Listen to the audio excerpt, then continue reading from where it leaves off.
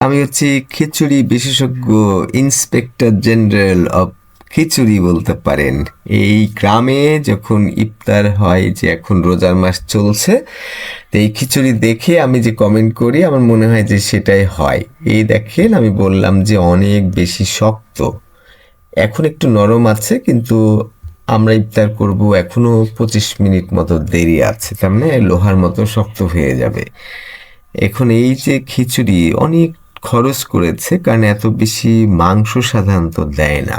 এই খিচুড়িতে অনেক বেশি মাংস দেওয়া আছে এবং রংটা খুব সুন্দর দেখছেন। রঙের পেছনে আসলে ওই যে গুঁড়া মরিচের একটা কারসাজি আছে, কিন্তু দেখেন অনেক শক্ত শক্ত। তার মানে হলো যে বেশ অনেক পানি দিতে হবে এবং একটু আগে নামাতে হবে। তার মানে একটু শক্ত শক্ত ভাব থাকতে হবে, আবার পানি ওইটা ঢেকে থাকতে হবে। যে খিচুড়ির ওপরে পানি যেমন প্লাবিত হয়, ঘর বাড়ির উপর দিয়ে পানি যায়, ঠিক পানিটা ওরকম হতে হবে। তাতে দেখা যাবে ইফতার হতে হতে ওই পানিটা মোটামুটি চুয়ে চুয়ে মানে একটু কাদা কাদা হয়ে থাকবে, কিন্তু ভাতটা কিন্তু নরম হওয়া যাবে না। তবে এরা যেটা করে, মাংস দেয়। আমার কাছে মনে হয় যে মাংসটা আমার কাছে খুব জরুরি না।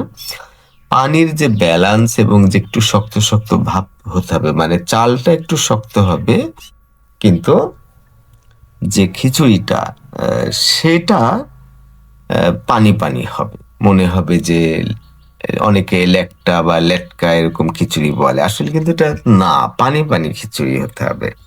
আর সে কারণে অনেক বেশি ডাল দিতে হবে। 1 কেজির মধ্যে হয়তো 550 গ্রাম ডাল দিলে ওটা বেশি ভালো লাগবে। পেঁয়াজ বেশি দিতে হবে, লবণ কিন্তু পরিমাণের থেকে একটু বেশি দিতে হবে, তেলটা পরিমাণের থেকেও একটু বেশি দিতে হবে, তাহলে অনেক বেশি স্বাদ হবে।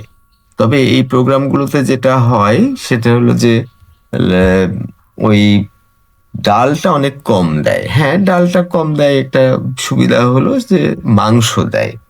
তা আমি বলি যে খিচুড়ি তোমার নাম কি? আসলে পানিতে পরিচয়। পানি ঠিকভাবে না হলে কোনোভাবেই খিচুড়িটা স্বাদের হবে না। তবে হ্যাঁ, শুকনা খিচুড়ি অনেক স্বাদের হতে পারে, সেটা কিন্তু অনেক জটিল। কোনো কোনো সময় হয়, সেটা বিরল ক্ষেত্রে হয়। সহজেই হওয়ার জন্য যেটা, ডাল বেশি হতে হবে, পানিটা যেন ওই খিচুড়িটাকে ডুবিয়ে রাখে। তারপরে যখন খাওয়া হবে তখন দেখা যাবে মোটামুটি একটু স্যাঁতসেঁতে আছে, তাহলে খুব ভালো লাগবে।